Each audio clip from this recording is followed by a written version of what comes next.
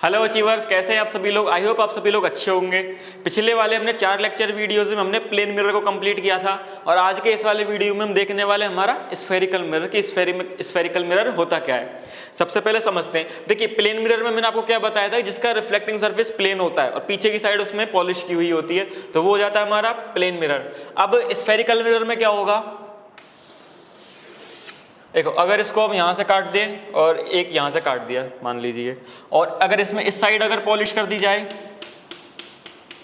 तो इसका reflecting surface कौन सा वाला है, ये आगे वाला है, ये वाला इसका रिफ्लेक्टिंग सरफेस है। लेकिन ये अब प्लेन नहीं है, इसमें कुछ कर्व आ गया है, तो इसी को हम बोलते हैं स्फेरिकल मिरर। और ये कौन सा वाला हो गया, ये हो गया हमारा कॉनकेव मिरर। और अगर ऐसे पॉलिश कर दी जाए, अंदर की तरफ अगर पॉलिश कर दी जाए, तो अब ये बाहर वाला है, ये इसका रिफ्लेक्टिंग सरफेस है, लेकिन ये प्लेन नहीं है, इसमें भी कुछ कर्व है, तो ये स्फेरिकल मिरर है। और स्फेरिकल मिरर का ये कौन सा टाइप है, इसे बोलते हैं हम कॉन्वेक्स मिरर। ये था हमारा कॉनकेव मिरर, ये हमारा कॉन्वेक्स मिरर। प्लेन मिरर में क्या होता है, रिफ्लेक्टिंग सरफेस प्लेन होता है, और स्फेरिकल में उसमें कुछ कर्व होता है। ऐसे अगर बाहर की साइड पॉलिश है और अंदर वाला जो पार्ट है उसका वो रिफ्लेक्टिंग सरफेस की तरह एक्ट कर रहा है, तो वो हो जाएगा हमारा कॉनकेव मिरर। और अंदर की साइड अगर पॉलिश है और बाहर वाला पार्ट उसका रिफ्लेक्टिंग सरफेस की तरह एक्ट कर रहा है, तो वो हो जाएगा हमारा कॉन्वेक्स मिरर। तो ये हो गया हमारा स्फेरिकल मिरर। अब स्फेरिकल मिरर के बारे में कुछ छोटी मोटी बातें करते हैं। जैसे उसमें आपने कुछ टर्म अपने बचपन में जब पढ़ा होगा, मिरर, बचपन मतलब 9th 10th में, तो आपने सुना होगा पोल होता है, एक प्रिंसिपल एक्सिस होता है, फोकस होता है, रेडियस ऑफ कर्वेचर होता है, सेंटर ऑफ कर्वेचर होता है। तो इन सबको थोड़ा थोड़ा देख लेते हैं जल्दी जल्दी कि होता क्या है। तो जैसे ये हमारा मिरर है, स्फेरिकल मिरर ले लिया हमने, ठीक है, और ये हो गया इसका पोल। अब पोल क्या है, पोल मतलब एक ऐसा पॉइंट होता है मिरर के ऊपर जहां से ऑब्जेक्ट और इमेज की डिस्टेंस जो है वो मेजर करना आसान होता है, वो मेजर की जाती है। उस पॉइंट को नाम दे दिया पोल। और जनरली इस पॉइंट को मिडल ऑफ द मिरर ही हमेशा लिया जाता है। तो हमेशा हम क्या करते हैं कि ये हमने कोई भी मिरर हम ड्रॉ करते हैं, मिरर लेते हैं, तो उसमें एक इमेजिनरी लाइन डाल के बीच वाला एक मिडल पॉइंट ले लेते हैं और उसको बोल देते हैं कि ये इस मिरर का पोल है। अब सेंटर ऑफ कर्वेचर क्या होता है, देखिए ये वाला जो स्फेरिकल मिरर है ये कौन से टाइप का है, कॉनकेव मिरर का। अब देखिए इसको हमने एक इस वाले स्फेयर से, अगर इसको मैं पूरा करूँ तो एक स्फेयर बनेगा, और हमने इसको इस वाले स्फेयर से काट के निकाला इतना अलग पार्ट, तो इस वाले स्फेयर का कोई सेंटर होगा, स्फेयर है तो उसका सेंटर तो होगा ही। तो ये जिस वाले मतलब जिस स्फेयर का जो सेंटर है, इसी को बोलते हैं हम सेंटर ऑफ कर्वेचर, सी।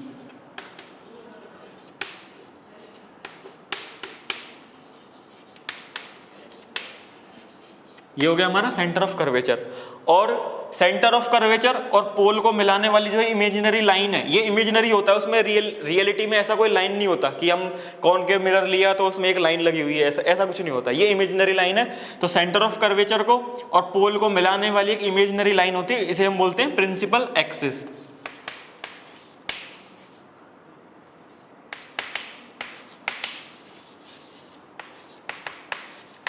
ये हो गया प्रिंसिपल एक्सिस। अब फिर होता है एक इस पे फोकस होता है। फोकस क्या होता है, फोकस ऐसा पॉइंट होता है, अगर देखो कोई रे अगर इस मिरर पे प्रिंसिपल एक्सिस के पैरेलल और पैरेक्सियल इंसिडेंट होती हैं, तो रिफ्लेक्शन के बाद जिस पॉइंट से निकलेंगी या जिस पॉइंट से निकलती हुई, मतलब ऐसा फील होता है कि इस पॉइंट से निकल रही है। अब जैसे ये तो कॉनकेव था तो ये निकल रही है, एक्चुअली में कॉन्वेक्स होगा तो वहां पे ऐसा फील होता है, वो निकलती नहीं है, वो दूसरी जगह रिफ्लेक्ट हो जाती है, वो पीछे एक्सटेंड किया जाता है, वो अभी हम आगे पढ़ेंगे।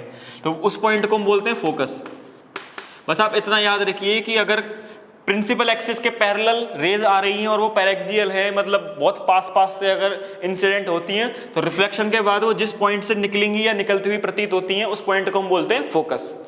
तो ये होता है। और क्या बचा इसमें, और एक टर्म बचती है हमारी, देखिए रेडियस ऑफ कर्वेचर क्या हुआ, जैसे ही हमने ये पढ़ा सेंटर ऑफ कर्वेचर क्या था कि ये वाला हमारा मिरर को हमने इस वाले स्फेयर से काट के निकाला होगा, तो इस वाले स्फेयर का जो सेंटर था उसी को हमने क्या नाम दिया, सेंटर ऑफ कर्वेचर। तो सिमिलरली इस वाले स्फेयर का जो रेडियस होगा वो क्या होगा, रेडियस ऑफ कर्वेचर। तो यही इधर रेडियस ऑफ कर्वेचर हो जाएगा, यहाँ से यहाँ तक ये हो गया आर, और इसी को हम क्या बोलते हैं, रेडियस ऑफ कर्वेचर। ये हो गया। उसके बाद में हमारा एक चीज और बचता है, रेडियस ऑफ अपर्चर। अब अपर्चर क्या होता है, देखिए अब पहले मैं इसको मिटाता हूँ, फिर आपको बताता हूँ एक चीज़ अपर्चर और। तो अभी हमने क्या बात करी, अभी हमने बात करी रेडियस ऑफ कर्वेचर की। वो क्या होता है, ये वाला मिरर हमारा किसी स्फेयर का पार्ट है, तो उसी स्फेयर का जो सेंटर होगा वो होता है हमारा सेंटर ऑफ कर्वेचर, और इसकी जो रेडियस होगी वो होगी हमारी रेडियस ऑफ कर्वेचर। अब एक अपर्चर होता है। अपर्चर क्या होता है, देखिए इसको मैं काट के इधर आपको निकाल के दिखाता हूँ अलग से। अगर हम देखो इस वाले पोर्शन को यहाँ से काट के इसको अलग निकालेंगे तो ये हमें कैसा दिखेगा, कुछ ऐसा दिखेगा, और इसके इधर पार्ट पे पॉलिश की हुई है। ये मान लिया प्रिंसिपल एक्सिस है हमारा। तो ये वाला जो है एक पॉइंट ये मिला हमें, एक इसको बोलते हैं हम क्या, रेडियस ऑफ कर्वेचर। ये वाला जो है ये हमें क्या बताएगा, रेडियस ऑफ कर्वेचर की इसमें कितना कर्व है, ये वाली रेडियस है, रेडियस ऑफ कर्वेचर।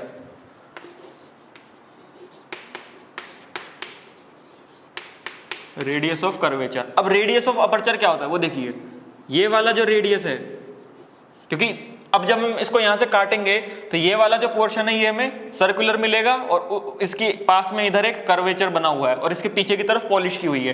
तो ये वाला जो पोर्शन है इसकी जो रेडियस होगी, इसको स्मॉल आर से हम लिख लेते हैं, इसे हम क्या बोलते हैं, इसे ही बोला जाता है रेडियस ऑफ अपर्चर।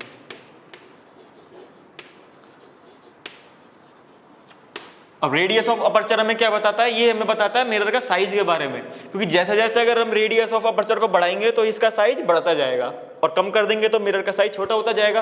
तो ये होता है हमारा रेडियस ऑफ अपर्चर, और ये वाला हमारा होता है रेडियस ऑफ कर्वेचर। तो ये था, ये हो गया हमारा बातें बेसिक हो गई स्फेरिकल मिरर के बारे में। और हमने देख लिया मिरर के दो टाइप हमने देख लिया स्फेरिकल मिरर के, एक कॉनकेव एक कॉन्वेक्स। जब बाहर की तरफ पॉलिश की हुई हो, जब बाहर की तरफ पॉलिश की गई हो और अंदर वाला पार्ट रिफ्लेक्टिंग सरफेस की तरह काम कर रहा है, तो वो कौन सा मिरर होगा हमारा, वो होगा हमारा कॉनकेव मिरर। और जब बाहर की तरफ पॉलिश और जब अंदर की तरफ पॉलिश की गई है और बाहर वाला पार्ट रिफ्लेक्टिंग सरफेस की तरह काम करेगा, तो वो होगा हमारा कॉन्वेक्स मिरर। अब हम इसके आगे चलते हैं मिरर फॉर्मूला पे। तो अभी हमने स्फेरिकल मिरर के बारे में बेसिक चीजों को समझा, बस हमारी एक चीज रह गई है, वो क्या बचा है, फोकल लेंथ। फोकल लेंथ क्या होता है हमारा, फोकल लेंथ होती है हमारी पोल से और फोकस के बीच की दूरी। फोकस कौन सा पॉइंट है, फोकस वो पॉइंट है जब इसके प्रिंसिपल एक्सिस के पैरेलल रेज आ रही हो, पर एक्सियल रेज इंसिडेंट होती हैं, तो रिफ्लेक्शन के बाद वो जिस पॉइंट से निकलती हैं या निकलती हुई प्रतीत होती हैं कॉन्वेक्स मिरर के केस में, तो उस पॉइंट को हम कहते हैं फोकस। और इस पॉइंट की पोल से जो डिस्टेंस होती है उसे ही बोला जाता है फोकल लेंथ, यानी कि फोकस दूरी। तो अब इसका एक छोटा सा डेरिवेशन टाइप कुछ देख लेते हैं।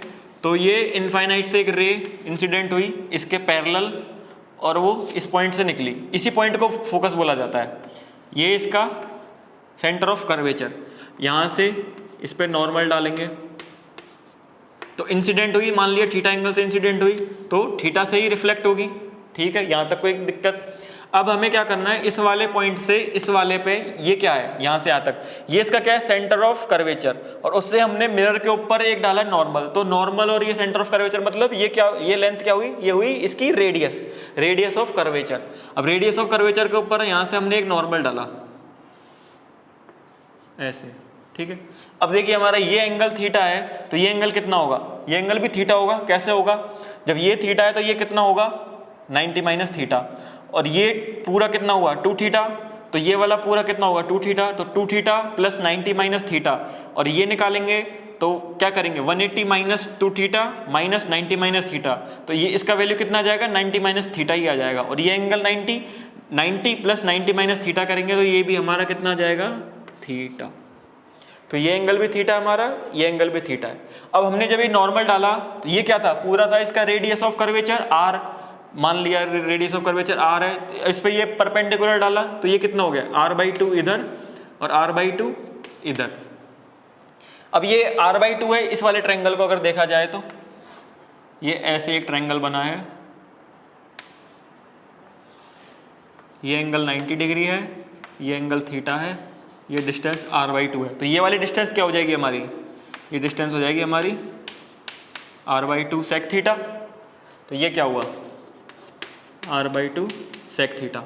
और हमारी ये जो डिस्टेंस है पोल से और इस पॉइंट की, ये कौन सा पॉइंट है, इसी पॉइंट को फोकस बोलते हैं। क्यों बोलते हैं? क्योंकि जब कोई रे प्रिंसिपल एक्सिस के पैरेलल इंसिडेंट होती है तो रिफ्लेक्शन के बाद वो जिस पॉइंट से निकलती है या निकलती हुई प्रतीत होती है उसे ही फोकस बोला जाता है। तो ये पॉइंट हमारा फोकस है क्योंकि ये वाली रे पैरेलल और पैरेक्सियल मतलब कि प्रिंसिपल एक्सिस के पास है वो भी।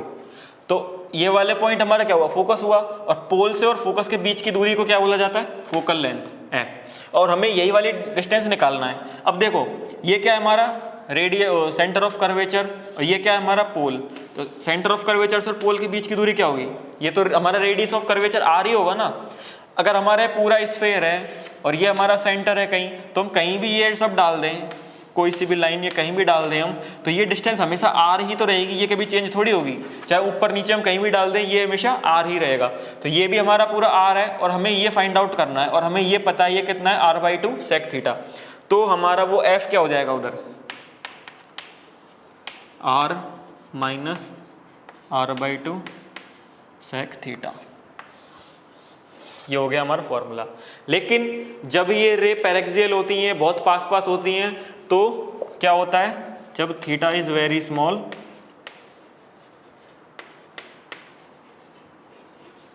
जब थीटा बहुत छोटा होता है तो क्या होता है, सेक थीटा अप्रोक्सीमेटली 1 हो जाता है। तब हमारा क्या होगा, तब हमारा फोकस लेंथ मतलब फोकस दूरी कितना होगा, r minus r/2 and sec theta की अप्रोक्सीमेट वैल्यू कितनी जाएगी 1। तो r माइनस r/2 इंटू 1 करेंगे तो r माइनस r/2, और ये आ जाएगा हमारा r/2। ये होता है, आपने ये बहुत बार देखा होगा बचपन में, मतलब 9th-10th में भी आपने ये देखा होगा, f बराबर r/2 या r बराबर 2f, ऐसा हम यूज़ करते थे कि रेडियस ऑफ कर्वेचर का आधा होती है फोकल लेंथ। तो ये होता है हमारा फोकल लेंथ स्फेरिकल मिरर के केस में। हमने अब तक स्फेरिकल मिरर के बारे में सारी बेसिक चीज़ें बातें कर ली हैं। 2 टाइप के होते हैं, वो किस तरह होते हैं समझ लिया है। फोकल लेंथ क्या होता है, फोकस पॉइंट क्या होता है, पोल क्या होता है, प्रिंसिपल एक्सिस क्या होता है, radius of curvature, radius of aperture, centre of curvature क्या होता है, हमने ये सब चीज़ें पढ़ ली हैं। अब हम आगे चलते हैं मिरर फॉर्मूला पे। मिरर फॉर्मूला आपने पढ़ा होगा, तो अब हम देखने वाले हैं क्या स्फेरिकल मिरर के केस में हमारा मिरर फॉर्मूला क्या होता है। तो देखिए इसका एक छोटा सा डेरिवेशन है आसान सा। ये हमारा हुआ स्फेरिकल मिरर, ये हो गया इसका सेंटर ऑफ कर्वेचर, इधर हो गया हमारा ऑब्जेक्ट, ये रे ऐसे इंसिडेंट हुई, रिफ्लेक्ट होकर इधर निकली, ये हो गई हमारी इमेज। अब सेंटर ऑफ कर्वेचर से उस पर नॉर्मल डाल सकते हैं हम ऐसे, ये एंगल थीटा, तो ये एंगल भी थीटा, थीटा से इंसिडेंट होगी तो थीटा से ही रिफ्लेक्ट होगी। ये हो गया हमारा। अब ये हमारा क्या है, ये पोल है, इधर से डिस्टेंस, इमेज का डिस्टेंस मान लिया v है, ये हो गया हमारा सेंटर ऑफ कर्वेचर, इसका डिस्टेंस तो r हो जाएगा, और ये हो जाएगा हमारा इधर क्या ऑब्जेक्ट का डिस्टेंस u, इधर से ये हो गया हमारा। एंड ये एंगल को मान लेते हैं अल्फ़ा है, ये एंगल बीटा है, एंड ये एंगल गामा है। अब देखिए, अब यहाँ पे हमारे देखिए 2 ट्रायंगल बने छोटे छोटे से, एक ये छोटा वाला और फिर एक ये वाला। अभी हम इसमें क्या कर सकते हैं, देखिए alpha plus theta equal to beta. कैसे, तो ट्रायंगल में एक्सटर्नल एंगल वाला एक लॉ आपने बचपन में पढ़ा होगा। तो ये alpha plus theta equal to beta, और दूसरे वाले में लगाएंगे तो beta plus theta equal to gamma. तो यहाँ से हमें 2 चीज़ें क्या पता चली, alpha plus theta equal to beta and beta plus theta equal to gamma. अब क्या करना है, अब इन दोनों को माइनस कर देते हैं एक दूसरे में से, ताकि हमारा थीटा कैंसिल आउट हो जाए। तो क्या हो जाएगा, alpha plus theta minus beta plus theta equal to beta minus gamma. यहाँ से क्या हो जाएगा, थीटा से थीटा कैंसिल आउट हो जाएगा, और ये हमारा हो जाएगा alpha minus beta equal to beta minus gamma. यहाँ से अगर alpha plus gamma equal to 2 beta, ये मिल गया हमें यहाँ से। अब हमने इसमें क्या बात करी थी कि जब भी हम ये मिरर वाला चीज़ पढ़ रहे होंगे, मतलब ये जो हमने मिरर हम पढ़ेंगे इसमें ज्योमेट्रिकल ऑप्टिक्स में इमेज बनाने के लिए, वो सारे मिरर बहुत छोटे छोटे मिरर हैं। सबका अपर्चर जो है, रेडियस ऑफ अपर्चर वो काफ़ी छोटा छोटा है। तो इनमें और जो भी रेज वगैरह यहाँ पे आएंगी सब पैरेक्सियल हम लेके चलते हैं, उनके लिए थीटा का वैल्यू बहुत स्मॉल होता है। तो इस केस में क्या होगा कि अल्फा, बीटा, गामा एंड ये वाला थीटा, इन सब की वैल्यू बहुत स्मॉल है। तो उसमें क्या होता है, जब हमारा थीटा बहुत स्मॉल होता है तो क्या होता है,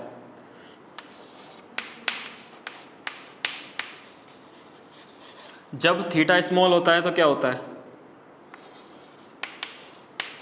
sine theta nearly equals theta होता है, टेन थीटा भी नियरली इक्वल्स थीटा होता है, और कॉस थीटा नियरली इक्वल्स 1 होता है। ऐसे ये कॉस का अपोजिट सेक होता है, मतलब 1 अपॉन कॉस इक्वल टू सेक होता है। तो ये ऐसे जब ये कॉस थीटा नियरली इक्वल्स 1, तो सेक थीटा भी हमने जब पिछले वाले में रखा था नियरली इक्वल्स 1 होता है। तो क्या होता है, जब हमारा थीटा का वैल्यू बहुत छोटा होता है तो sine theta nearly equals theta, tan theta nearly equals theta, cos theta nearly equals 1 होता है। अब इस वाले केस में हमारे ये हमें पता है कि अल्फा, बीटा, गामा इन सब की वैल्यू बहुत छोटी है।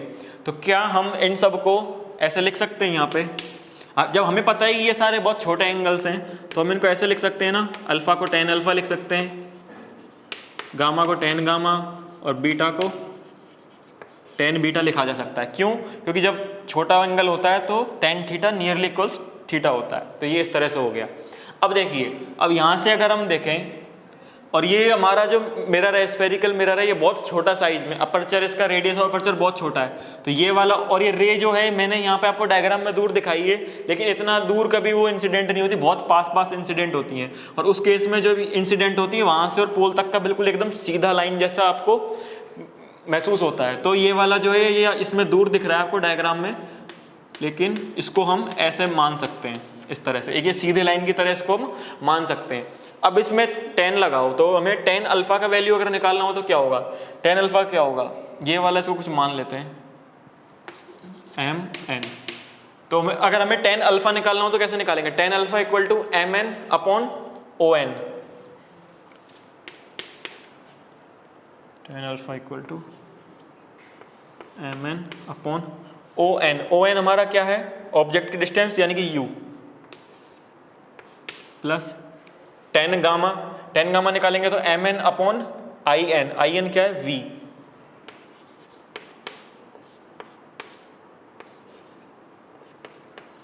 और फिर हमारा टेन बीटा, टेन बीटा निकालेंगे तो क्या आ जाएगा, M N upon C N, C N क्या है हमारा आर, रेडियस ऑफ कर्वेचर,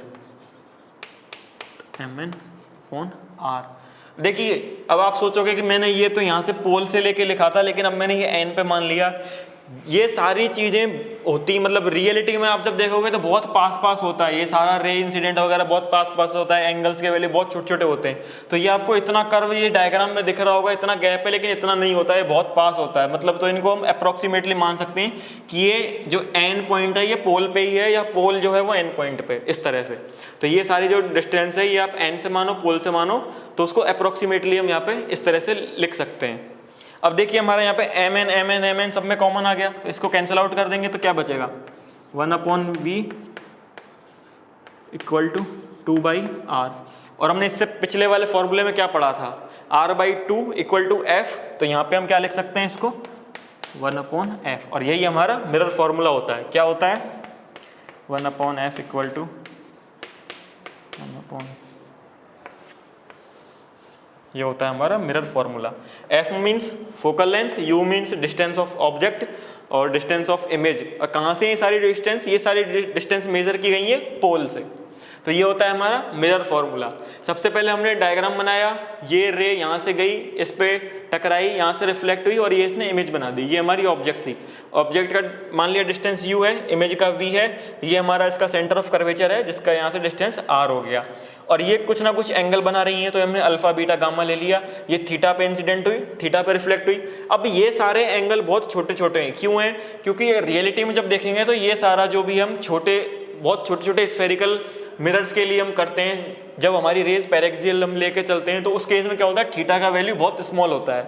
तो जब थीटा का वैल्यू बहुत स्मॉल है तो हमने पहले तो देखो यहाँ से दोनों ट्रायंगल निकाल के ये वैल्यू निकाली, alpha plus theta equal to beta और beta plus theta equal to gamma, दोनों को माइनस कर दिया, हमें ये मिल गया फाइनल।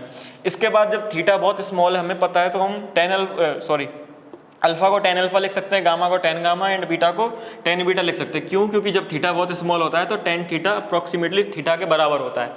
अब फिर हमने क्या किया, यहाँ से डायग्राम से tan alpha tan beta tan gamma का वैल्यू निकाला, mn सब में कॉमन आया, वो कट गया। उसके बाद हमारा ये बचा 2/r को हमने पिछले वाले फॉर्मूले से की हेल्प से रिप्लेस कर दिया 1/f में, और ये हमें हमारा फाइनल मिरर फॉर्मूला मिल गया। तो ये था हमारा मिरर फॉर्मूला स्फेरिकल मिरर के केस में।